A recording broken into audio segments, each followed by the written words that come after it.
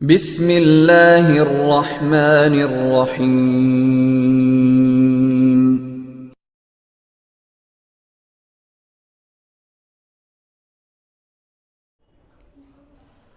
بسم اللہ الرحمن الرحیم، نحمدہ ونصلی علی رسولہ الکریم، وبعد، فاعوذ باللہ من الشیطان الرجیم، بسم اللہ الرحمن الرحیم۔ ومن یتق اللہ یجعل لہ مخرجا ویرزقہ من حیث لا یحتسب ومن یتوکل علی اللہ فہو حسبہ۔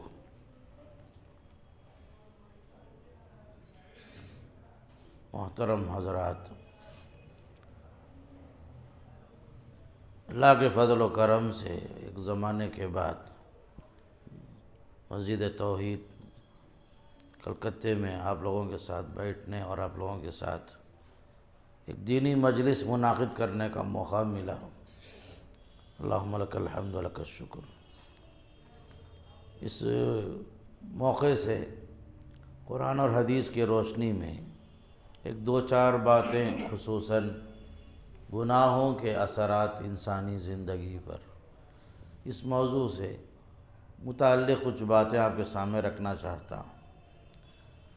شاید کہ اللہ تعالیٰ اس کے ذریعے سے ہماری زندگی میں کچھ حالات اپنے سدھارنے کے لیے، اپنے آپ کو صحیح بنانے کے لیے توفیق نصیب فرمائے۔ سب سے پہلی چیز، آپ کو یہ بات اچھی طرح معلوم ہے کہ انسان کی صحت پر جو اثرات ہوتے ہیں، مثال کے طور پر ماحولیات کا اثر، کھانے پینے کا اثر، فوڈ پائزن ہوتا ہے، کبھی اس کا بھی نقصان ہوتا ہے۔ تو انسان کی زندگی میں آب و ہوا، مناسب غذا، مناسب ماحول کی ضرورت پڑتی ہے، ورنہ انسان کی صحت میں فرق پڑ جاتا ہے۔ اسی طرح گناہوں کی وجہ سے بھی ایک مسلمان کی زندگی میں، ایک مومن کی زندگی میں بھی کچھ برے اثرات ہوتے ہیں۔ جب بندہ صحیح راستے پہ چلتا ہے تو اس کے فائدے ہی کچھ اور ہوتے ہیں۔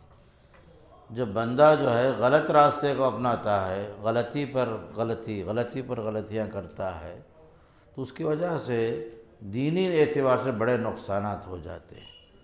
بلکہ اس سے بڑھ کر یہ بات کہ بندہ اللہ سے بہت دور ہو جاتا ہے۔ اللہ اور بندے کے درمیان جو قرب ہونا چاہیے وہ قرب نہیں ہوتا، بلکہ دوری ہو جاتی ہے۔ سب سے بڑا نقصان جو ہے گناہوں کے اثرات کی وجہ سے، زمین میں، سمندروں میں، خشکیوں میں جو بھی انقلاب آپ دیکھیں گے، جو بھی برے اثرات آپ محسوس کریں گے، طوفان کی شکل میں، سیلاب کی شکل میں، زلزلے کی شکل میں، قحط سالی کی شکل میں، ان سب کے پیچھے انسان کی بدعملی جو ہے سب سے اہم ہے۔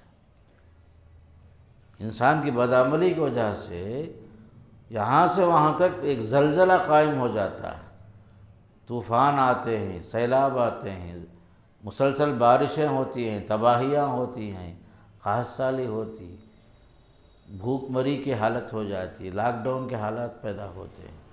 ان سب کے پیچھے ایک سبب ضرور یہ بھی ہے، انسان کی بدعملی۔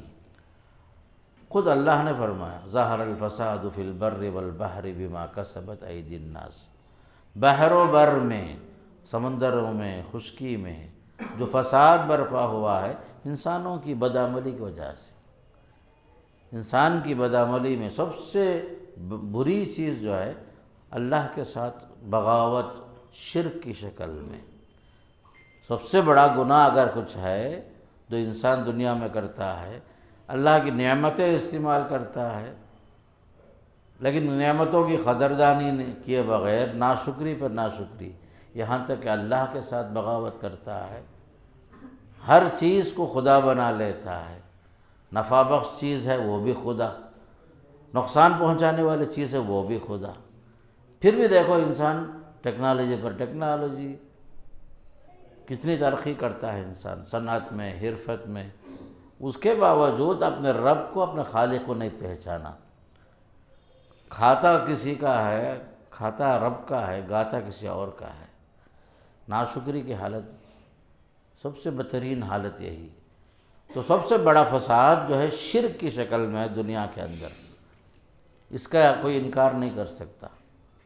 اللہ تعالیٰ جو ہے مہلت دیتا ہے، گناہوں پر بھی مہلت دیتا ہے، لیکن جب اللہ تعالیٰ پکڑنے پر آتا ہے، عذاب اتارنے پر جب آتا ہے، اس عذاب میں کوئی بھی بچ نہیں سکتا۔ عذاب عام جب آ جاتا ہے بیماریوں کی شکل میں، طوفانوں، سیلاب اور زلزلے کی شکل میں۔ ابھی میں آج صبح ہی آیا ہوں، اس دسمبر کے اندر میرے شہر میں ہمارے ڈسٹرکٹ ویلور ڈسٹرکٹ کے اندر، ویلور سے لے کر ترپتور ڈسٹرکٹ کے اندر تقریباً 4-5 بار زلزلے ہو گئے۔ ایک ہی مہینے کے اندر 4-5 بار زلزلے ہوئے، لیکن کل پرسوں جو ہے ایک ہی دن میں 10 بار زلزلے آئے۔ زلزلے زمین میں دراڑیں پڑ گئی، دیواروں میں دراڑیں پڑ گئی، یہاں سے وہاں تک انسان حیران پریشان ہو گیا۔ قنوت نازلہ کا اہتمام شروع ہو گیا ہماری مسجدوں میں، قنوت نازلہ۔ ٹھیک ہے، یہ سب اپنی جگہ میں اللہ کی طرف سے جو بھی ہوگا، بندہ جو ہے ہر چیز کے لیے تیار ہے، بس رب کو راضی کرنا اس کا کام ہے۔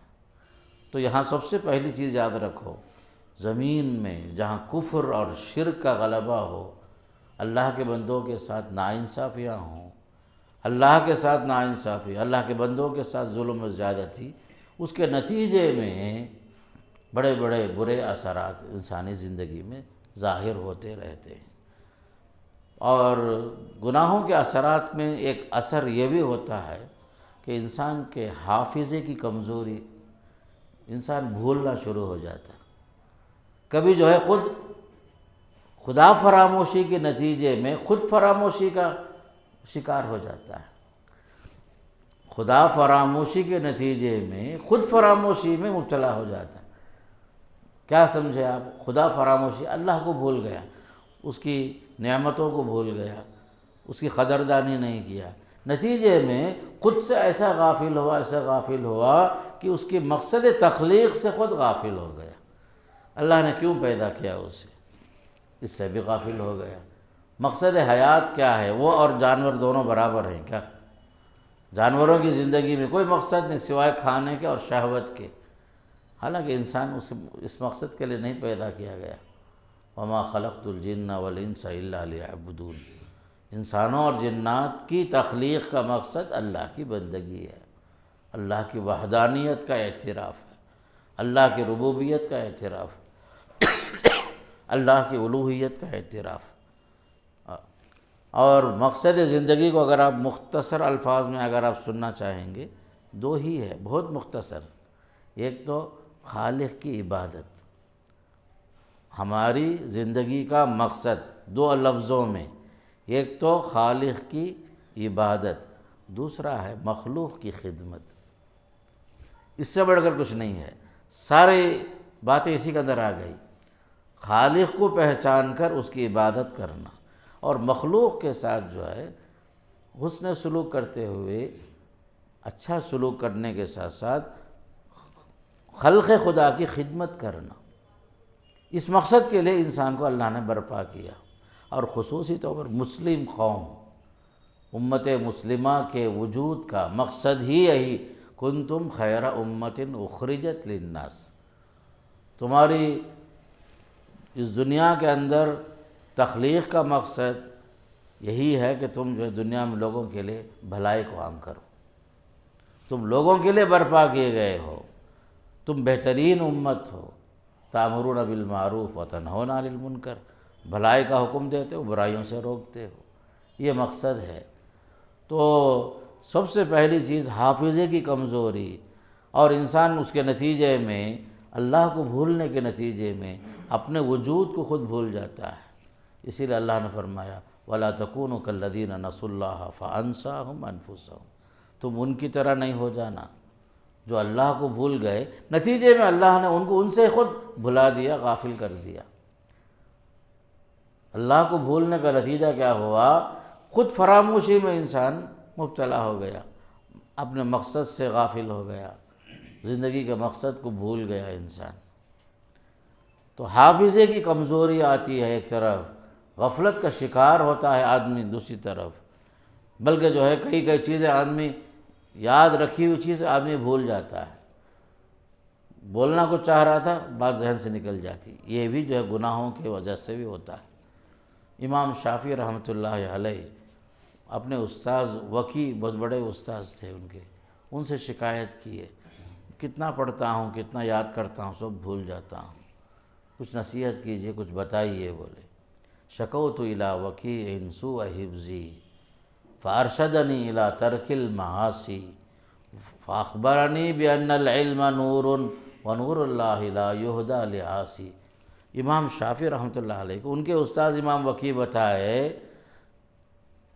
کیا بول کر کہا کہ سب سے پہلے اپنے گناہوں کو چھوڑ دو۔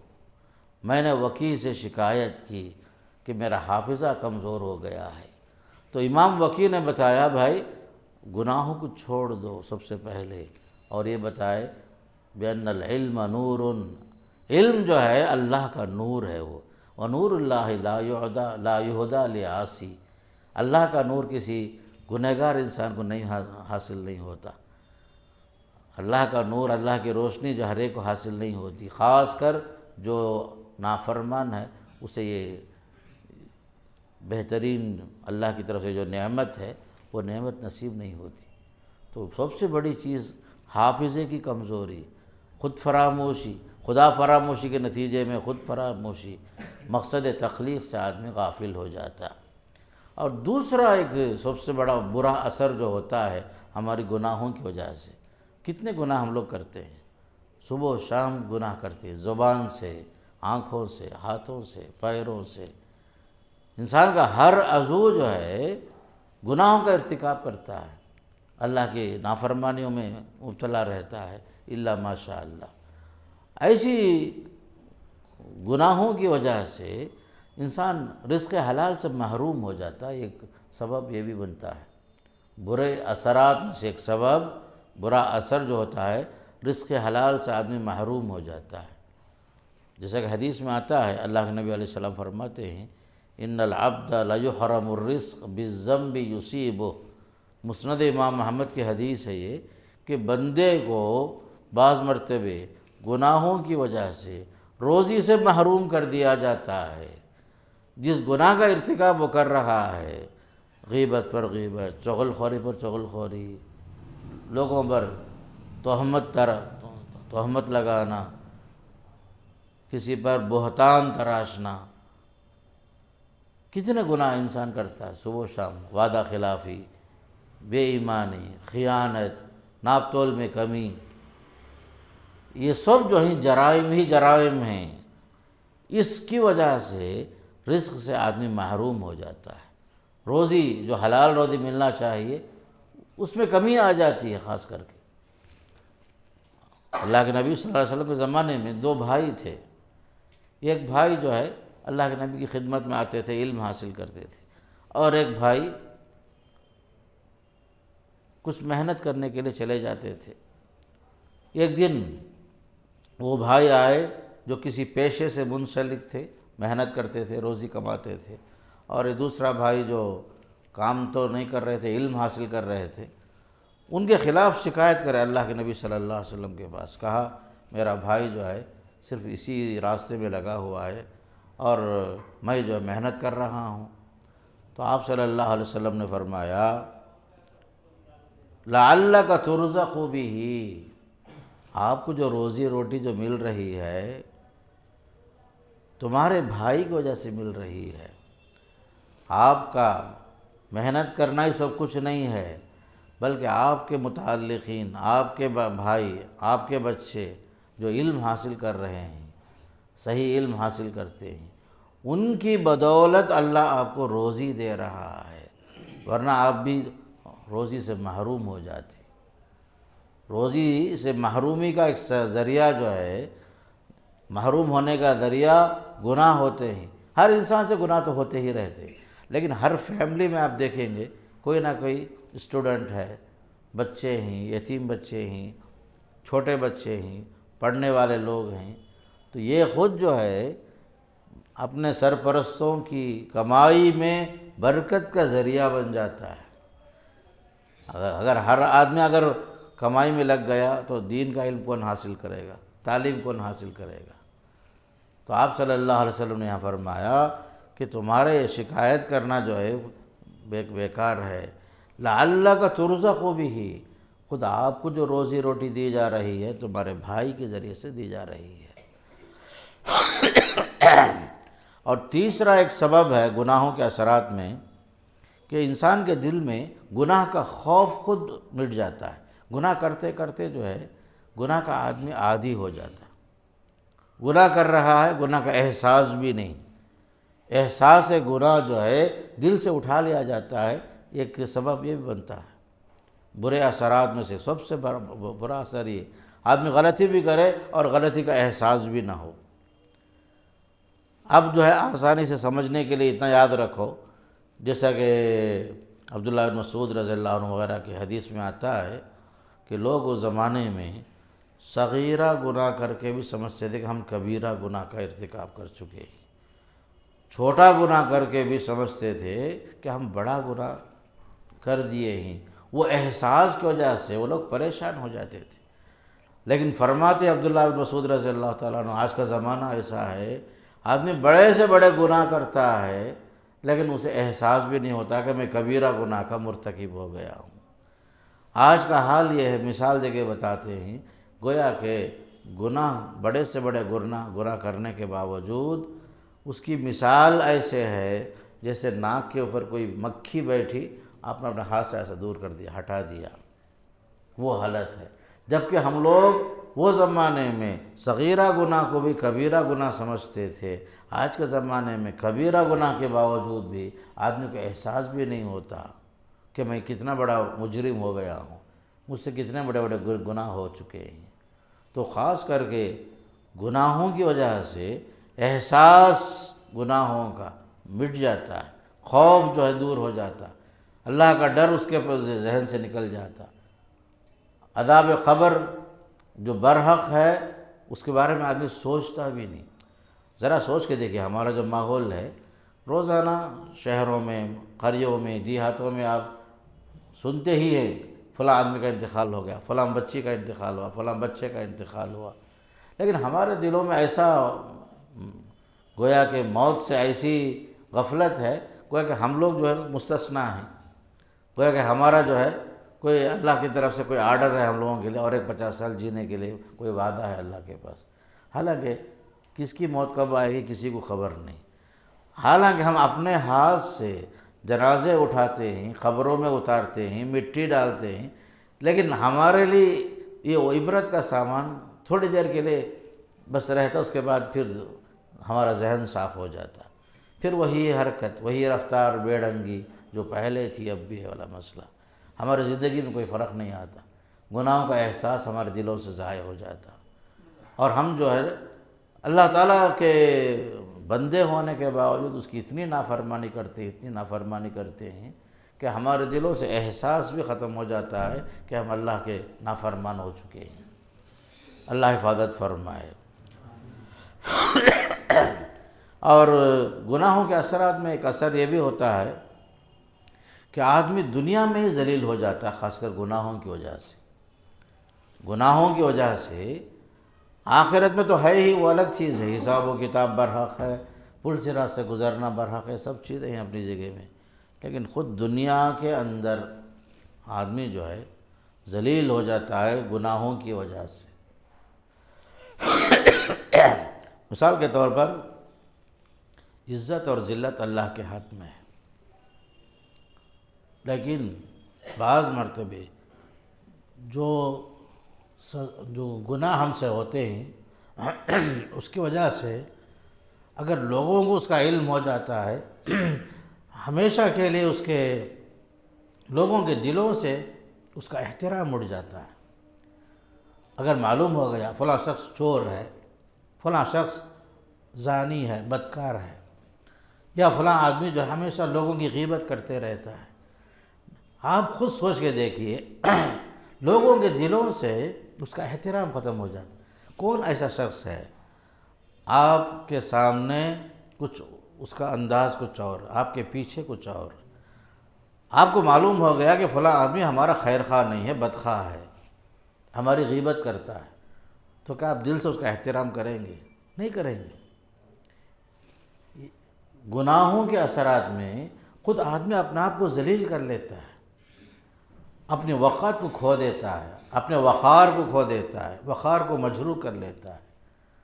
اس لیے خاص کر کے ہمارے اعمال سوء، ہمارے جو برے اعمال ہیں، یہ سب جو ہیں خود ہماری توہین کرنے کے لیے کافی ہو جاتے ہیں۔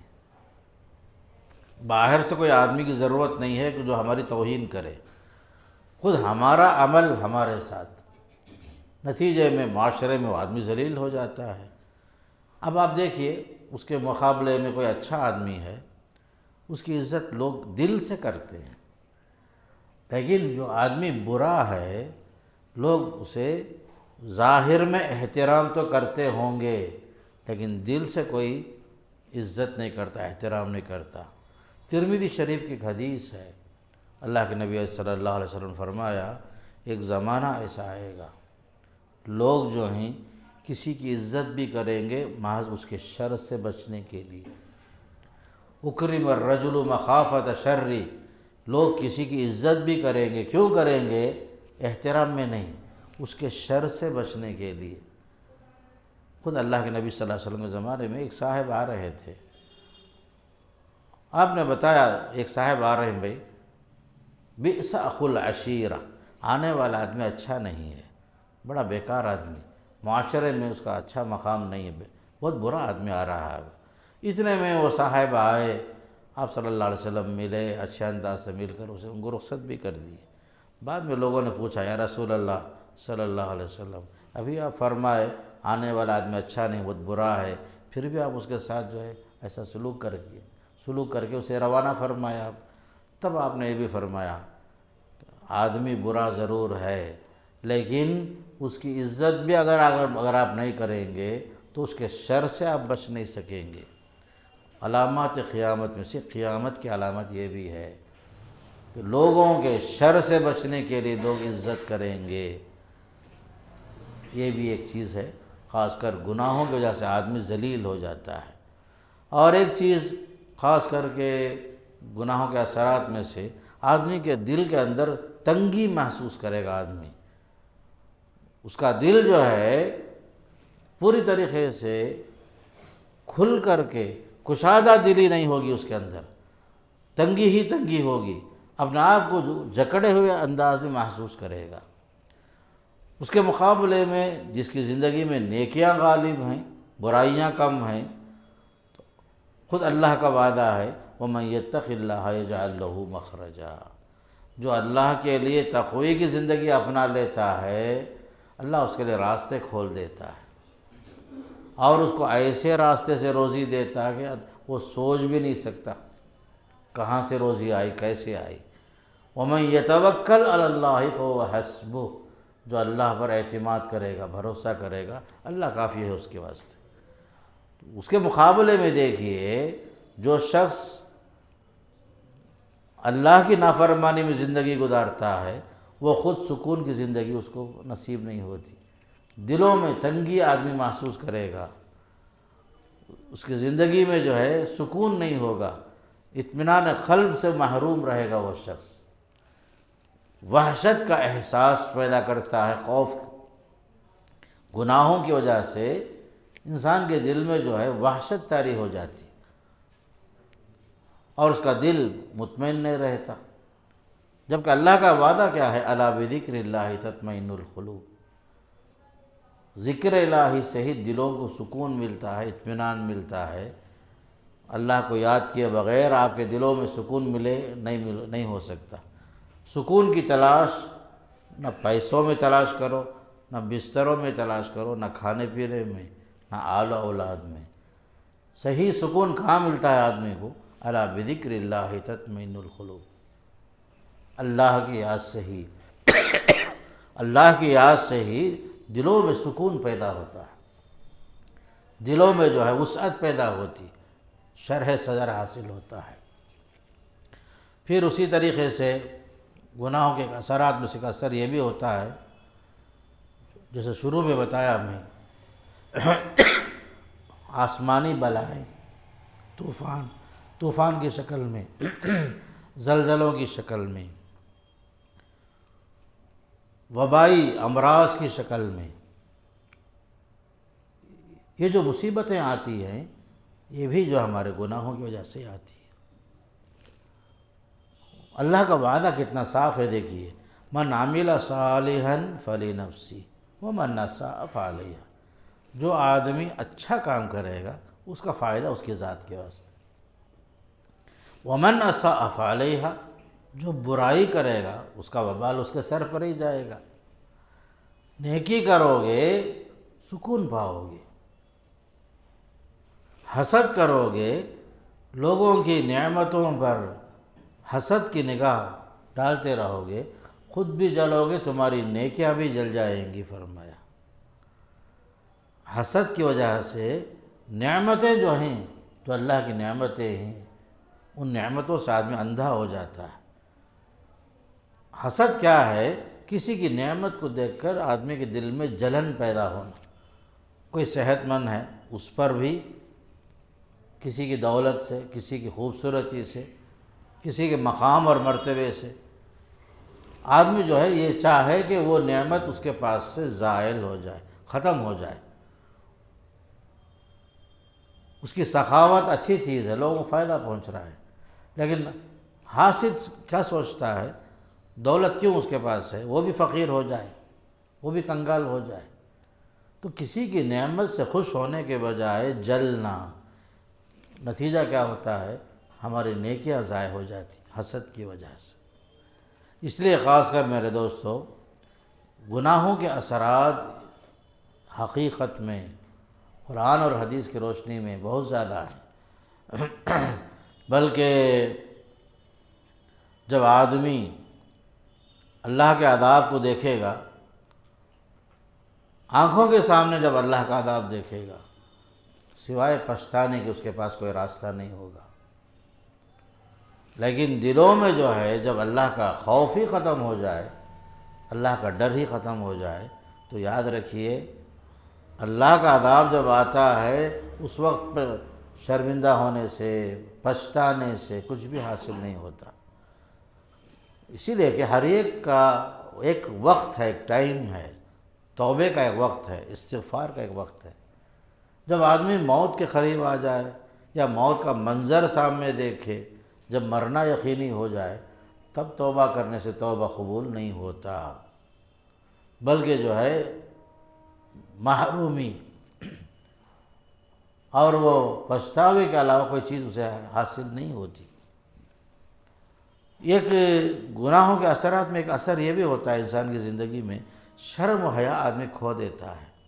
شرم اور حیا، بے حیائی عام ہو جاتی ہے۔ حدیث میں آتا ہے، پیارے نبی صلی اللہ علیہ وسلم فرماتے ہیں کہ قیامت کی علامتوں میں سے ایک علامت یہ بھی ہے،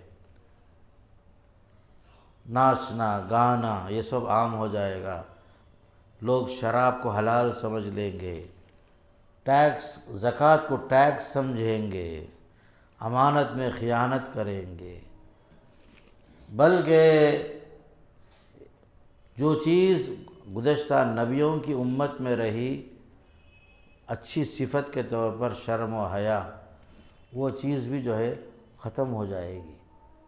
اسی لیے حدیث میں آتا ہے اذا لم تستحی فاصنع ما شئت، اگر آپ جو ہے بے حیا ہو گئے ہیں، شرم اور حیا آپ کے دل سے نکل چکا ہے، جو چاہے کر لو آپ، اذا فاتک الحیا فاصنع ما شئت۔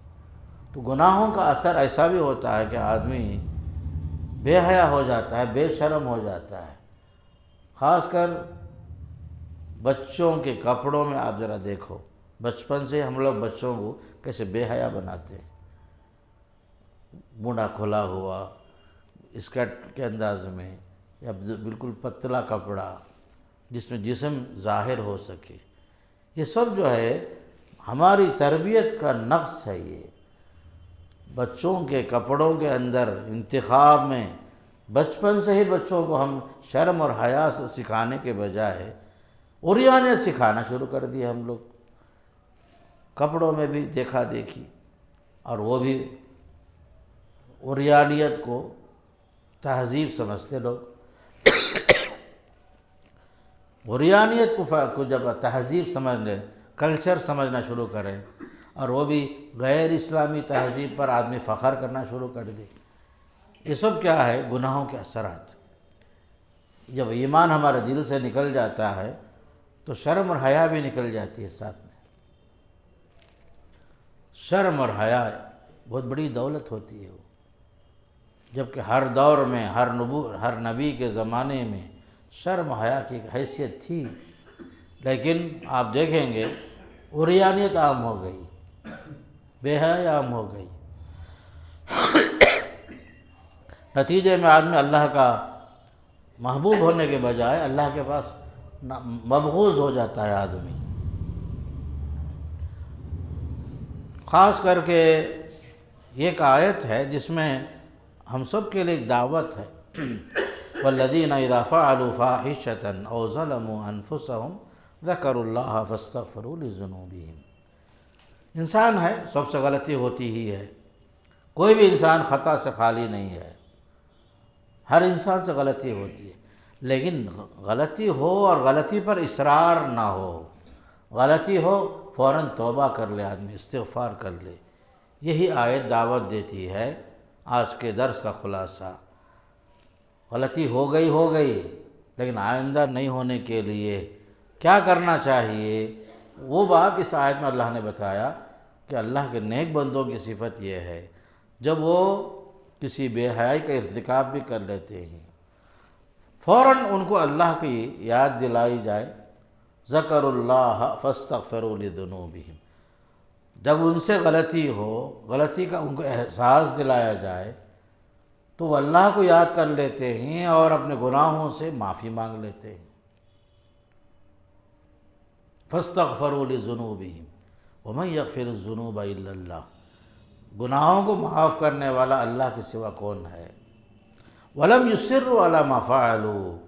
اپنے غلطی پر اصرار نہیں کرتے، میں جو کر رہا ہوں وہی صحیح، میں جو بولتا ہوں وہی صحیح، میری عادت جو ہے وہی بالکل صحیح، میں جو بھی کر رہا ہوں پہلے سے کر رہا ہوں، کیا ہوگا دیکھ لیں گے بعد میں، کیا ہوگا دیکھ لیں گے۔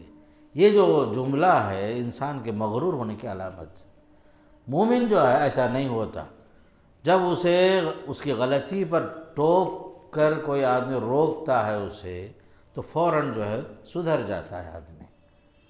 جہاں تک ہو سکے اپنے گناہوں کو یاد کر کے، یا اگر کوئی آپ کو اللہ کا بندہ آپ کی خیر خواہی کی خاطر بتاتا ہے آپ کے اندر یہ عیب ہے، فوراً جو ہے آدمی مان لینا، تسلیم کر لینا، اس پر اصرار نہیں کرنا۔ اگر یہ بولنا شروع کر دے کہ زمانہ ہی خراب ہے، میں کیا ہوں، پوری قوم ایسے ہی ہے، ہمارا خاندان ہی ایسا ہے، فلاں صاحب ایسے ہیں، فلاں حاجی صاحب ایسے ہیں، یہ کوئی دلیل نہیں ہے۔ زمانہ خراب ہے یہ کوئی دلیل نہیں ہے۔ آپ کو اپنی اصلاح کی کوشش کرنا ہے، اپنے سدھار کی کوشش کرنا ہے، اور اسے آپ خیر خواہ سمجھنا ہے جو آپ کی برائی سے آپ کو آگاہ کرتا ہے۔ مثال کے طور پر کوئی بتا رہا ہے کہ بھائی آپ کے بچے کے اندر میں نے یہ خراب عادت دیکھی، ذرا بچے کو سمجھائیے آپ، تو اسے آپ کو برا ماننے کی ضرورت نہیں ہے۔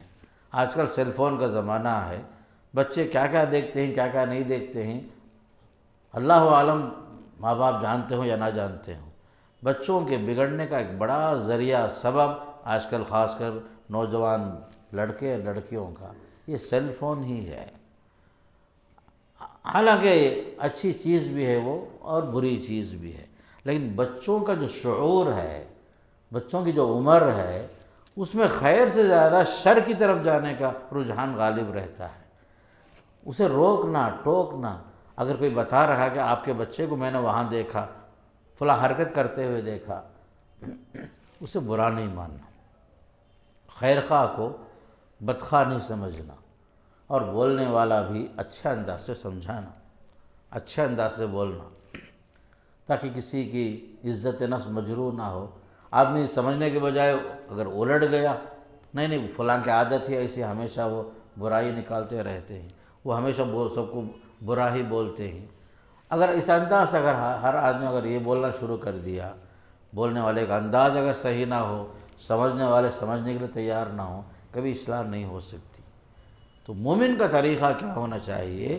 جب ان سے غلطی ہوتی ہے اور ٹوکتا ہے کوئی آدمی، روکتا ہے کوئی شخص، اشارہ کرتا ہے، تو فوراً جو ہے سدھرنا، اپنے بال بچوں کی اصلاح کے لیے، اپنے گھر والوں کی اصلاح کے لیے فوراً متنبہ ہونا، اس لیے کہ یہ زندگی ہمیشہ باقی نہیں رہتی، ہر چیز کا حساب اللہ کو دینا ہے۔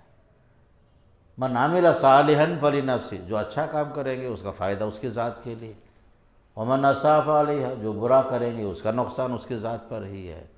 اس لیے یہ دنیا جو ہے ایک دوسرے سے سیکھنے کا موقع ہے، یہاں اپنے آپ کو سدھارنا، اپنی اصلاح کرنا، دین سے قریب ہونا، اور خاص کر آپ کو معلوم ہے اچھے لوگوں کے ساتھ اٹھنے بیٹھنے سے اچھے اثرات مرتب ہوتے ہیں، صحبتوں کے اثرات ہوتے ہیں، برے ساتھیوں کے ساتھ رہتے ہیں تو بری عادتیں آ جاتی ہیں، نیک لوگوں کے ساتھ اٹھتے بیٹھتے ہیں تو نیکی کی عادت پیدا ہوتی ہے۔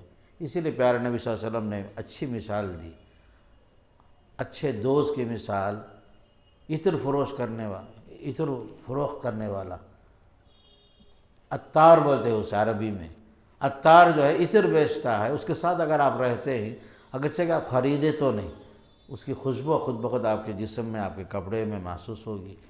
اور برے انسان کی مثال دی گئی، حداد، لوہار جو بھٹی میں جو بیٹھتا ہے،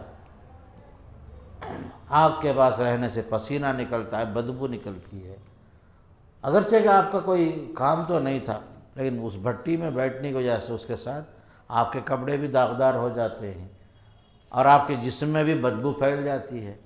تو اس طرح خاص کر نیکی کے بھی اثرات ہوتے ہیں، برائی کے بھی اثرات ہوتے ہیں۔ تو میرا اور آپ کا دینی فریضہ کیا ہے کہ میرا اٹھنا بیٹھنا کس کے ساتھ ہے؟ دین جو سکھاتا ہے ایک مسلمان کے لیے آئینے کی طرح رہنا، بلکہ حدیث میں آتا ہے المرء علی دین خلیلہ فلینظر احدکم من یخالل، ایک آدمی جو ہے اپنے دوست کے مذہب پر ہی ہوتا ہے۔ تو ہر آدمی کو غور کرنا کہ میرے دوست احباب کیسے ہیں، اگر میرے دوست اچھے ہیں تو میں بھی اچھا رہوں گا انشاءاللہ، اگر میرے دوست برے ہیں تو برائیاں میرے اندر بھی آئیں گی۔ شرابی پیدا ہونے کے ساتھ شرابی پیدا نہیں ہوتا، جو چور ہے، جو ڈکیتی کرتا ہے، جب سے پیدا ہوا اس وقت سے ہی چور نہیں رہتا کوئی بھی شخص۔ احباب کے ساتھ، دوستوں کے ساتھ، فرینڈ سرکل جو ہوتا ہے، وہیں سے آدمی برائی سیکھتا ہے۔ بیڑی پینے والے حضرات، سگریٹ پینے والے، ایسا نہیں کہ جو ہے ماں کے پیٹ سے سیکھ کر آ گئے، ہر چیز آدمی یہ دنیا میں سیکھتا ہے، اچھائیاں بھی سیکھتا ہے، برائیاں بھی سیکھتا ہے۔ تو آپ اپنا دوست و احباب کے محفلوں کو دیکھیے، ہمارے بچوں کی تربیت کے لیے ان کے احباب کیسے دیکھیے۔ بعض بچے ہیں حالانکہ ابھی 13 سال 14 سال 15 سال بھی نہیں، ان کے اندر بری عادتیں آ گئی، نشے کی عادتیں آ گئی ہیں، شراب کی عادتیں آ گئی ہیں، مسلم معاشرے کا حال بہت برا ہے الا ماشاء اللہ۔ آپ کا اور میرا فرض کیا ہے؟ میرے دوست، میرے بچوں کے دوست، میرے بچیوں کی سہیلیاں کون ہیں، اس پر بھی نظر رکھنا ہے، ورنہ جو ہے اس کے اثرات برے تو ہوتے ہی ہیں، لیکن ساتھ میں جو دنیا میں بھی آدمی ذلیل ہو جاتا ہے۔ نیک نامی کے بجائے بدنامی جو آتی ہے، یہی گناہوں کے اثرات کی وجہ سے ہی۔ بعض بچے جو ہیں غلط کام کر دیتے ہیں، اس کی وجہ سے پوری زندگی جو ہے اس کا نام خراب رہا، خود اس کے ماں باپ کے لیے سر جھکانے کا ذریعہ بن جاتے ہیں بعض اولاد ہمارے۔ تو اس لیے میرے دوستوں بتانے کا مقصود یہ ہے، نیکی کریں گے اس کا فائدہ دنیا میں بھی ہوتا ہے، آخرت میں بھی۔ برائی کا ارتکاب کرتے ہیں اور ہماری بری عادتیں خود ہمارے بچے سیکھ کر، ہمارے بری عادتیں ہمارے بچے دیکھتے ہیں تو وہ بھی سیکھیں گے۔ خیر اگر ہمارے اندر ہے انشاءاللہ وہ خیر بھی وراثت میں بچوں کو پہنچتی ہے۔ اور برائی اگر ہمارے اندر ہے اس کا اثر ہمارے بچوں پر پڑتا ہے، تربیت پر، یہاں تک کہ عقل حلال، ماں باپ اگر حلال روزی کھلاتے پلاتے ہیں بچوں کو، اس کا اچھا اثر پڑتا ہے۔ حرام روزی کا اثر بچوں کی تربیت پر، بچوں کے زندگی میں جو ہے برے اثرات ہوتے ہیں۔ اسی لیے قرآن میں دیکھیے رسولوں کو جو حکم دیا گیا وہی حکم اہل ایمان کو دیا گیا۔ کیوں؟ اس کے اثرات ہیں۔ فرمایا یا ایھا الرسل کلوا من الطیبات واعملوا صالحا یا ایھا الذین آمنوا کلوا من طیبات ما رزقناکم۔ کتنی بڑی بات کہ عقل حلال کا اچھا اثر پڑتا ہے اور عقل حرام کا برا اثر ضرور پڑتا ہے۔ بلکہ آخری بات بول کے ختم کرتا ہوں، اصحاب کہف میں حضرت موسیٰ اور خضر علیہ السلام کے واقعے میں آخر میں کا فرمایا وَأَمَّا الْغُلَامُ فَكَانَ أَبَوَاهُ مُؤْمِنَيْنِ فَخَشِينَا أَن يُرْهِقَهُمَا طُغْيَانًا وَكُفْرًا۔ اس سے پہلے وَأَمَّا الْجِدَارُ فَكَانَ لِغُلَامَيْنِ يَتِيمَيْنِ فِي الْمَدِينَةِ۔ حضرت موسیٰ اور خضر علیہ السلام جا رہے تھے، دیوار گرنے جا رہی تھی۔ حضرت خضر نے فرمایا موسیٰ علیہ السلام سے چلیے دیوار ٹھیک کر دیتے ہیں۔ حضرت موسیٰ علیہ السلام کو پہلے سے غصے میں تھے، وہ کام کیوں کریں، یہ بستی والے، ہم لوگوں نے ان سے کھانا طلب کیا، کھانا بھی نہیں کھلائے وہ لوگ، ان کے ساتھ حسن سلوک کرنے کی ضرورت کیا ہے۔ حضرت موسیٰ علیہ السلام یہ نقطہ نظر تھا۔ تو حضرت خضر نے کہا میں جو کہتا ہوں اتنا کرو، آپ کا علم کچھ اور ہے، میرا علم کچھ اور ہے۔ آخر میں بتائے خضر علیہ السلام جدائی سے پہلے وہ دیوار کے نیچے کچھ خزانے تھے یتیم بچوں کے، 2 یتیم بچوں کے۔ فَكَانَ وَأَمَّا الْجِدَارُ فَكَانَ لِغُلَامَيْنِ يَتِيمَيْنِ فِي الْمَدِينَةِ وَكَانَ تَحْتَهُ۔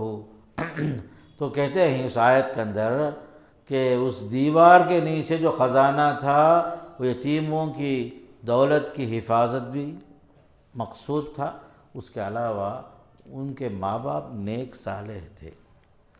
ماں باپ کی صالحیت کا اثر دیکھیے، وَكَانَ أَبُوهُمَا صَالِحًا فَأَرَادَ رَبُّكَ أَن يَبْلُغَا أَشُدَّهُمَا۔